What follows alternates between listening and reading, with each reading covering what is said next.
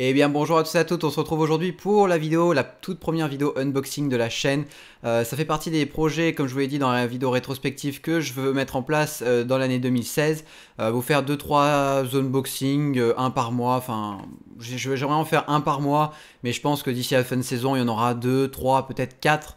Pas plus, mais si la chaîne continue en 2016-2017, j'aimerais en faire un par mois. Bon, bien sûr, il y a un moment où j'arriverai à bout parce que je vais pas acheter des trucs tout le temps, mais j'aimerais idéalement vous faire ça une fois par mois et j'espère que ça vous plaira. Sachez que c'est un domaine que je ne connais pas vraiment. Enfin, je connais tout ce qui est high-tech, je commence à connaître quand même pas mal de choses parce que je m'intéresse à ça. Mais en termes de vidéo, en termes de montage et tout ça, je n'ai pas d'expérience. Donc si vous avez des suggestions sur la forme, sur ce que je présente, n'hésitez pas à me les faire parvenir dans les commentaires. J'essaierai de corriger ça pour la prochaine fois. Et si au contraire vous trouvez que c'est bien, dites-le moi aussi parce qu'il n'y a pas de raison. Vous n'êtes pas obligé de me taper sur les doigts pour le plaisir. Vous pouvez me dire aussi que c'est bien si vous pensez que ça l'est. Pour ce genre de vidéo, je vais les découper en 3 étapes. Une première étape qui sera purement statistique, purement ce qui est mis sur papier, c'est-à-dire les caractéristiques, que ce soit au niveau de l'image, que ce soit au niveau de la vidéo, que ce soit au niveau sonore, du design et de l'ergonomie, de l'autonomie de la batterie, tous ces genres de choses qui sont, entre guillemets, comment on pourrait dire ça, que le constructeur affirme pouvoir réaliser. Et ensuite, il y aura une deuxième partie plus personnelle où je vous livrerai ce que moi je pense du produit en question. Je vous livrerai mes impressions et je vous dirai ce qui est vrai, ce qui n'est pas vrai, ce qui des fois est considéré comme négatif, bah, au final c'est pas un gros problème. Peut-être que ce qui est considéré comme positif, au final ça sert à rien, c'est du cache-misère. Enfin voilà, un petit peu vous contrastez la partie papier avec un ressenti personnel. Et enfin dans une troisième partie, quelque chose, enfin comment dire, dans une troisième partie, j'aimerais vous montrer un petit peu les utilisations que je peux en faire en vidéo, ce que je pourrais en faire à l'avenir, donc pour vous montrer à quoi ça peut me servir sur la chaîne Stéphano Akagi. Donc aujourd'hui le produit présenté sera la caméra Bandit de chez TomTom que j'opposerai très souvent parce que c'est le principal concurrent à la caméra GoPro Hero 4. Plutôt l'édition Black parce qu'il y a plusieurs, c'est assez compliqué au niveau de la GoPro Hero 4, il y a pas beaucoup d'éditions. Il y a la Silver qui est un petit peu moins chère et un peu moins performante si je dis pas de bêtises. Il y a la Session qui est beaucoup plus axée sur le sport et qui permet moins de choses au niveau vidéo et au niveau photo il me semble aussi. Vraiment je vais prendre la GoPro Hero 4 Black car c'est celle qui se rapproche le plus en termes d'attente. C'est-à-dire si on prend cette caméra, c'est pas seulement pour le sportif, c'est aussi pour réaliser des plans en time-lapse, des ralentis, enfin ce genre de choses. Et c'est le cas aussi des autres caméras, mais moins on va dire, c'est vraiment deux produits en termes de prix, en termes de qualité, qui sont à peu près, enfin qui se veulent être sur le même pied d'égalité. Donc c'est pour ça que je prendrai ces deux caméras, enfin la caméra GoPro Hero 4 pour comparer à la caméra Bandit de chez TomTom. Donc la caméra Bandit de chez TomTom, comme vous l'avez compris, c'est une caméra sportive, destinée au sport et donc aux sportifs.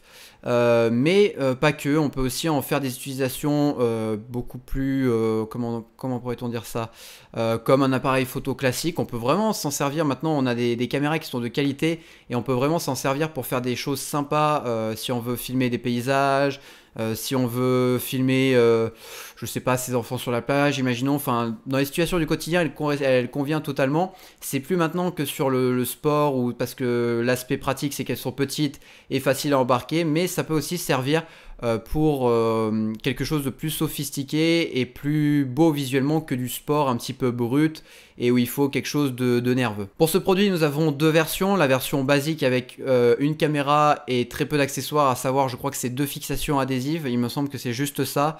Ouais, il me semble que c'est que ça. Mais moi, j'ai pris la version et je vous la conseille premium. Donc, dans la version premium, vous avez pas mal d'accessoires que je vais vous présenter durant cette vidéo. Vous avez entre autres une télécommande qui vous permet de prendre, enfin vous savez comme avec des perches à selfie, de prendre des photos et des vidéos en ne soyant pas à côté de sa caméra, en n'étant pas à côté de sa caméra. Vous avez une bague étanche qui coûte aussi assez bon mot, elle coûte 40 euros. Enfin on reviendra un petit peu sur les prix plus tard en toute fin de vidéo. enfin plutôt en toute fin de partie statistique. Vous avez le câble de chargement, vous avez des fixations 360, des fixations guidon, un adaptateur GoPro pour tout ce qui est... en fait, on peut adapter cette caméra avec les accessoires GoPro. C'est bien pensé de la part de TomTom parce qu'ils se doutent qu'ils ne sont pas les premiers à le faire, donc ils doivent s'adapter à ce qui est déjà en place sur le marché. Et enfin voilà, vous avez pas mal d'accessoires que je détaillerai un petit peu plus tard et que vous verrez en vidéo. Mais honnêtement, si vous avez déjà, quoi qu'il arrive, à vouloir prendre cette caméra parce que vous hésitez enfin vous savez pas si vous allez prendre une caméra GoPro, vous hésitez avec un autre produit et peut-être celui-ci, je vous conseille largement la version premium qui est beaucoup plus rentable. Au niveau du design et de l'ergonomie, on est sur quelque chose de beaucoup plus classe, j'ai envie de dire, avec un blanc assez flash et un rouge qui fait que ça donne vraiment un aspect très dynamique à la caméra comparé à la GoPro qui est assez plate et assez grise, ce qui donne beaucoup moins envie. En termes de design, je trouve qu'elle est vraiment très jolie. Comparé à ce qu'on peut penser, je peux vous le dire d'ores et déjà, pour le moment, elle a reçu aucun choc et pourtant je l'ai embarqué un peu partout et sans vraiment de protection adaptée et elle n'a aucun souci à part l'écran sur le dessus qui peut se rayer à mon avis facilement. J'ai fait une toute petite rayure dessus, donc faire attention à l'écran qui est sur le dessus, mais sinon c'est très résistant comparé à ce qu'on pense. La GoPro elle embarque un caisson de protection, donc c'est quelque chose qu'on rajoute, donc on pense que c'est très solide, c'est le cas. Mais c'est pas parce que la caméra TomTom n'a pas de partie détachable en termes de protection, j'entends, qu'elle n'est pas solide. En tout cas ça tient vraiment la route et le design est pour moi beaucoup plus sympa au niveau de cette caméra plutôt que le design de la GoPro. Maintenant en termes d'image, donc photo vidéo, sur la vidéo on est sur du 1080, donc pour la Bandit on est sur, de toute façon je mettrai toutes les stats sur ma gauche, on est sur du 1080p 60 images par seconde pour la caméra Bandit contre du 1080p 120 images par seconde pour la caméra GoPro Hero 4 Black. Donc pour ceux qui ne savent pas, les images par seconde servent à faire des ralentis.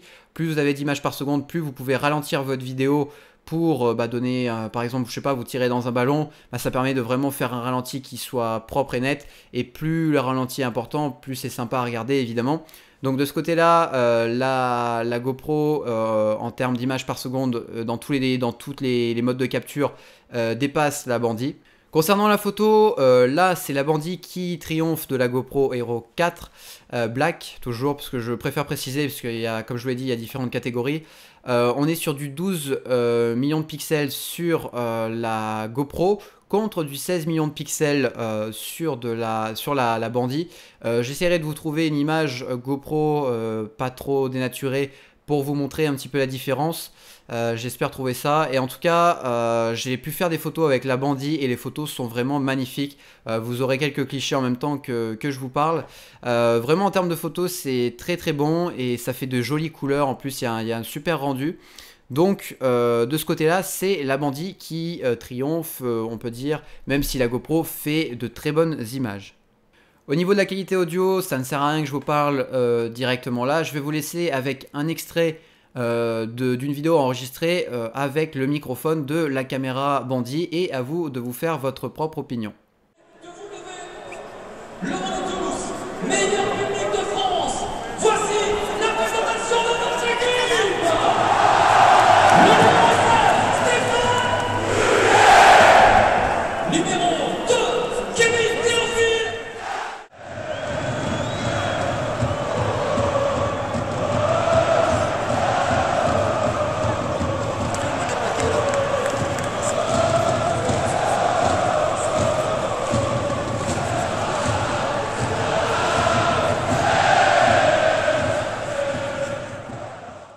Ensuite, là aussi restons spécifiquement à la Bandit de chez TomTom, parce qu'on n'a pas cette option sur la caméra GoPro Hero 4, à savoir ce que j'ai appelé dans mes petites notes la fonction Maker. Donc qu'est-ce que la fonction Maker? Vous avez un petit bouton à l'arrière de votre caméra avec une petite étoile qui vous permet de faire des repères. Donc les repères serviront plus tard à, entre guillemets, immortaliser vos moments forts dans votre vidéo. Si par exemple vous êtes en ski, vous avez la télécommande, parce que ce serait un petit peu chiant de toucher directement à la caméra, vous pouvez appuyer sur le bouton, le bouton qui est du même symbole sur cette petite télécommande, que pareil vous verrez en vidéo, sinon je vous la montre ici. Voilà, vous avez à peu près le focus qui se fait. Vous avez donc ce petit bouton qui vous servira à faire des repères. Imaginons vous êtes en ski, vous arrivez près d'un saut. Ça va prendre en appuyant sur ce bouton les 3 secondes avant, comment dire, avant, donc faut bien sûr enregistrer. Pendant que vous êtes en train d'enregistrer, vous voyez que le saut arrive, vous appuyez sur cette télécommande, ça va enregistrer, enfin plutôt vous marquez, voilà c'est le terme que je cherchais, vous marquez les 3 secondes avant et les 3 secondes après que vous ayez appuyé sur ce bouton, donc du coup vous aurez théoriquement votre saut, et ensuite quand vous aurez fini votre journée de ski, tous vos moments forts, vous pourrez les assembler via une application, ce que je vais aborder un petit peu plus tard, via une application pour vous faire un montage, et donc c'est une option très pratique pour ceux qui n'ont pas l'habitude de faire des montages vidéo. Ça vous permet de faire des montages simples et sobres. Après c'est vrai qu'il manque d'éléments au niveau de la personnalisation de votre film, mais pour ceux qui n'ont pas l'habitude de faire des montages vidéo ou qui ont tout simplement la flemme, ça peut être très pratique. Après c'est vrai que c'est pas intuitif au début, mais une fois qu'on prend l'habitude, c'est vrai que c'est très pratique, et ça vous permet de faire des films très sympas et facilement. Donc je vous retrouve avec un plan différent où je vous montre, donc comme vous le voyez à l'arrière de la caméra vous avez et sur la télécommande le même symbole. Ce symbole c'est tout simplement ce qui va vous permettre de faire des marquages sur vos films. Donc vous êtes en train de filmer, vous appuyez comme je viens de vous le montrer sur le bouton, et ça va vous faire une séquence de 3 secondes avant et après que vous ayez appuyé sur ce bouton.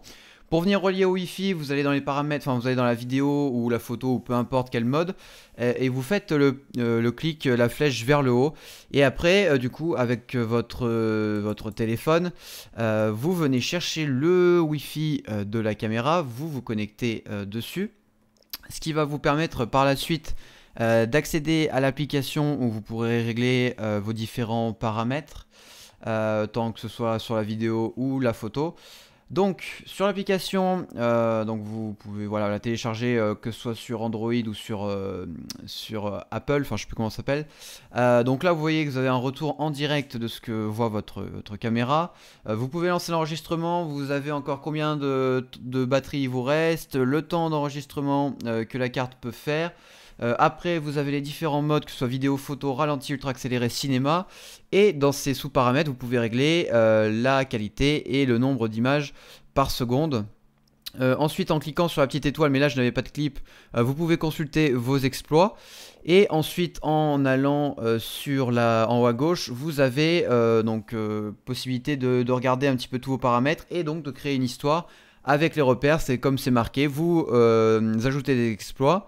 Donc vous promenez des clips vidéo, donc vous pouvez faire voilà comme je le fais le plus, et après voilà vous avez 6 secondes de votre vidéo qui est pris au hasard en fonction de vos mouvements et en fonction de ce que vous faites. Et après en secouant le téléphone, ça va vous créer un petit montage, voilà. Au niveau de l'autonomie, je n'ai pas poussé la caméra à son maximum parce que je suis pas, enfin j'ai pas envie de m'amuser à enregistrer 1h30 de film pour voir si la caméra tient 1h30.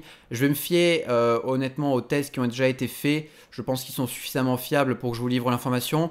Le constructeur nous annonce 3 heures d'autonomie, et selon les numériques, donc c'est un site qui teste beaucoup d'appareils numériques, enfin tout ce qui est high-tech, annonce 1h25 d'autonomie. Honnêtement je pense qu'ils sont un petit peu au-dessus, je dirais en dessous je veux dire, et je pense que c'est plutôt proche des 2 heures d'autonomie. En tout cas c'est une caméra qui tient bien plus que la GoPro Hero 3, comme je vous l'ai dit, ça je peux vous le dire, c'est sûr, ça tient beaucoup mieux que la GoPro Hero 3.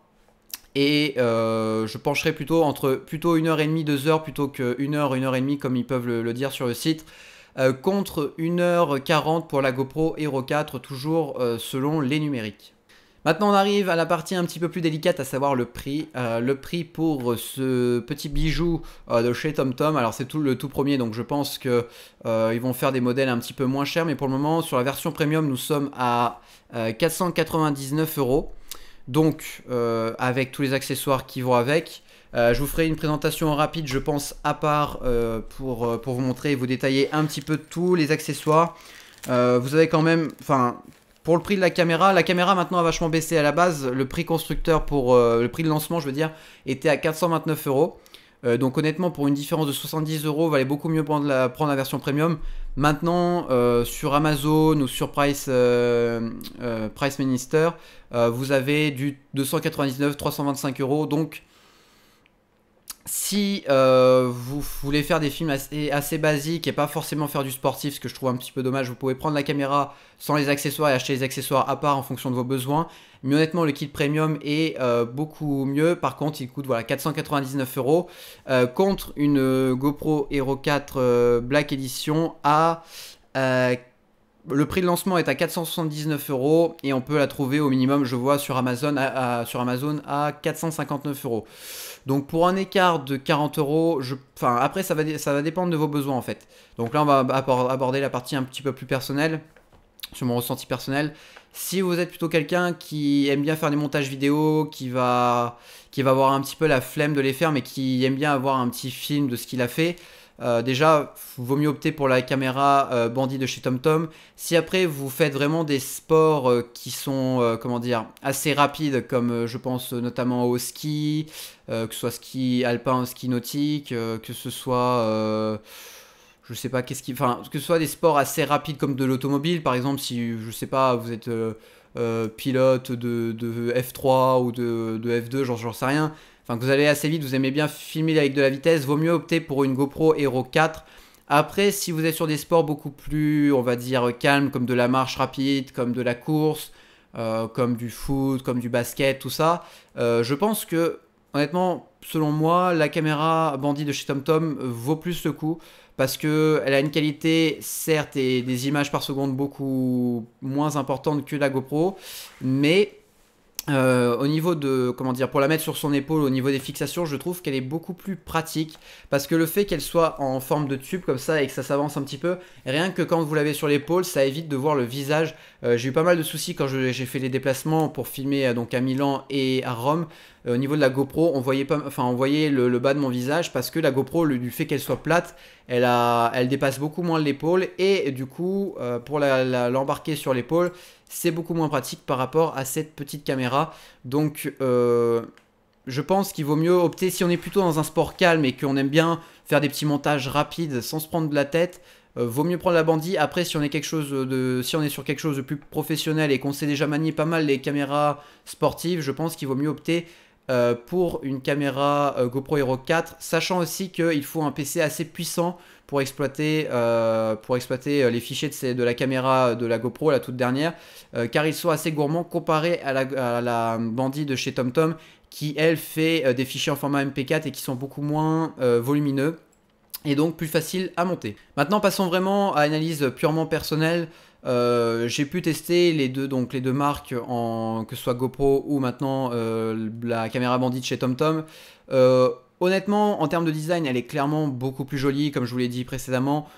C'est beaucoup plus sympa d'avoir ce petit engin sur l'épaule ou sur la tête plutôt qu'une caméra GoPro qui, bah déjà, on en voit absolument partout. Donc ça fait du bien d'avoir un produit qui ajoute un petit peu de fraîcheur au niveau des caméras sportives. Il y a d'autres caméras aussi qui se font, sportives qui se font et qui sont aussi très design, mais j'ai pas la chance de les tester, donc je vous parle entre cette caméra et les caméras GoPro. Je trouve que c'est bien qu'il y ait vraiment, on va dire, qu'ils aient pas pris un design un petit peu classique et qu'ils ont essayé d'innover. Ce que j'ai oublié de préciser aussi, j'y pense, dans les caractéristiques, c'est qu'elle embarque on peut, comment dire, il y a un GPS à l'intérieur qui peut indiquer la vitesse à laquelle on court ou on roule, peu importe. Et aussi, alors je sais pas si c'est directement, c'est un accessoire qui s'achète en plus, c'est une sorte de ceinture qui prend le pouls, votre pouls si vous faites de la course, et qui vous l'indiquera directement sur la vidéo. Vous pouvez l'intégrer et je sais pas si le GPS est intégré directement dans la caméra ou dans cette ceinture. Je suis désolé que je n'ai pas la précision, donc si jamais au montage je le rajouterai si j'ai trouvé l'info, sinon je vous laisse vous le chercher vous-même, pour le coup j'ai pas trouvé. Voilà, elle a pas mal de possibilités pour le sportif aussi. Donc c'est bien qu'ils soient pas trop éloignés. Ils font des GPS TomTom et donc c'est bien qu'ils en aient intégré une à leur caméra sportive. Donc pour revenir sur mon ressenti, j'ai trouvé que c'était une bonne caméra, surtout quand la lumière du soleil est assez présente. Par contre, c'est sûr que au niveau de la vidéo, quand il fait assez sombre, c'est pas terrible. Franchement, j'étais déçu sur ce point-là. C'est pas terrible. Après, quand vous voyez au stade, j'ai fait quelques petites vidéos. Ça reste totalement convenable, mais dès que vous descendez et que j'ai voulu filmer par exemple pour faire un test audio dans cette pièce sans éclairage particulier, et ben la qualité est clairement pas terrible et c'est un petit peu dommage ma foi. Mais en termes positifs, en fait je vais faire point positif, point négatif. Positif, je dirais que c'est le design, l'autonomie. Aussi au niveau du design, j'ai oublié de vous le préciser parce que voilà, j'ai pas spécialement préparé de notes, donc j'essaie de tout me rappeler de tête. Les deux compartiments, comme vous le voyez, je vous l'aurais montré normalement en vidéo avec une meilleure qualité. Vous pouvez séparer les deux compartiments, donc c'est-à-dire le compartiment qui sert à tout ce qui est stockage et batterie. Et le compartiment qui embarque directement la caméra et ce qui va vous permettre de recharger votre caméra sans fil. Vous branchez directement l'USB sur votre PC et ça va la recharger plutôt qu'avoir un fil qui est des fois défectueux, qui ne fonctionne plus ou quoi. Là, on vient brancher directement la caméra sur votre PC. Vous avez aussi possibilité de passer par du filaire si vous achetez l'édition premium. Je trouve que c'est un point positif parce que moi je sais que j'ai eu des fois du mal à ce que ma GoPro reconnaisse le câble que je branche. Je ne sais pas pourquoi, pourtant je ne l'ai pas spécialement abîmé. Je préfère que ce soit une liaison directe plutôt qu'une liaison filaire. C'est beaucoup plus pratique selon moi. Après, comme là, vous avez deux possibilités. C'est vraiment sympa et ça, c'est vraiment un point positif. Autre point positif, c'est tout l'aspect montage. Ça va vous faciliter la vie pour le montage. Après, pour ceux qui sont un petit peu, qui connaissent un petit peu le domaine, vaut mieux opter pour une caméra GoPro Hero 4. Vous aurez beaucoup plus de possibilités, je pense. Mais si vous êtes débutant ou on va dire semi-pro, vaut mieux opter pour une caméra comme ça.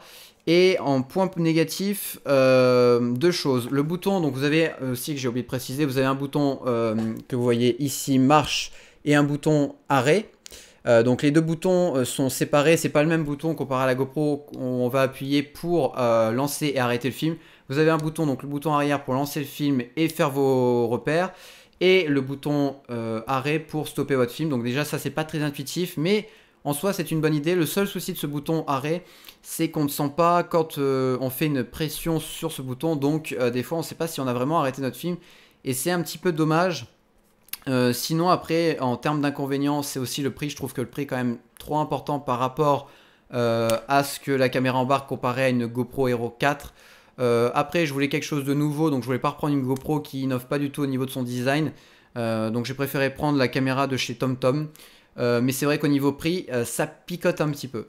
Donc dans l'ensemble, pour vous faire une impression globale, je suis plutôt satisfait et j'espère que par la suite ils vont essayer de combler les lacunes tant au niveau de la qualité vidéo. Enfin la qualité vidéo, quand je dis ça, c'est qu'ils vont passer à du 1080p 120 images par seconde très rapidement pour qu'on puisse faire des choses plus sympathiques et rivaliser dans ce domaine là à la GoPro Hero 4 et aussi faire quelque chose pour tout ce qui est film en basse luminosité, parce que de ce côté là c'est vrai que ça a été très mal fini de leur part, mais je pense que à l'avenir s'ils se relancent dans l'expérience, et je pense qu'ils vont le faire, il y a moyen de faire quelque chose de très sympathique et de vraiment concurrencer GoPro à ce niveau là. Donc enfin la dernière partie au niveau de l'utilisation de cette caméra, alors bien sûr j'aimerais de temps en temps l'utiliser au stade et pourquoi pas comment dire, vous intégrer dans un petit coin, donc filmer deux clips en même temps, que ce soit avec l'appareil photo ou cette caméra, filmer l'un des deux copes avec la caméra et l'appareil photo filmerait l'autre cop pour les échanges, même si une caméra 360 va bientôt débarquer et ce qui rendrait un petit peu ça obsolète, j'ai envie de dire. Mais pour ceux qui ne veulent pas regarder à 360p, je pense à le faire de temps en temps.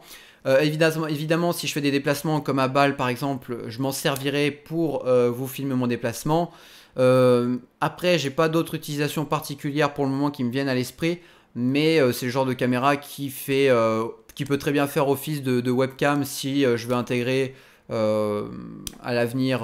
Je sais pas si je fais une émission en différé que je rediffuse sur YouTube et que je suis seul à parler, je peux très bien utiliser cette caméra pour faire office de webcam, ce qui peut, ma foi, bien rendre et et être utilisé dans cette fonction.